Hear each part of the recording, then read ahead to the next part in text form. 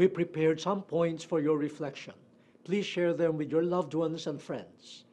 The first question is, how have you experienced God in Jesus? Papaano mo naranasan ng Diyos kay Jesus? The second question is, recall experiences in your life of the cross revealing the glory of God. Alalahanin mo ang mga karanasan mo sa buhay ng krus kung saan mo rin nakita ang kaluwalhatian ng Diyos.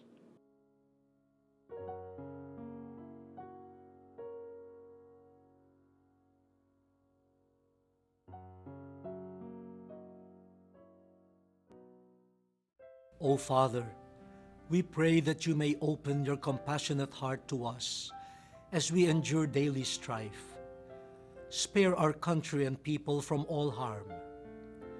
We entrust ourselves to your love and care. Send forth the Holy Spirit to guide us as we walk the path towards you through Jesus Christ, the way, the truth, and the life. Amen. Thank you for joining us this morning, brothers and sisters. May the Word of God proclaimed and heard brighten your day. As disciples of Jesus Christ, let us emulate His life, full of love, rich in mercy, and overflowing with compassion for the poor. May the Lord, who is our peace, protect you and all whom you love. Until next Sunday, here on The Word Exposed.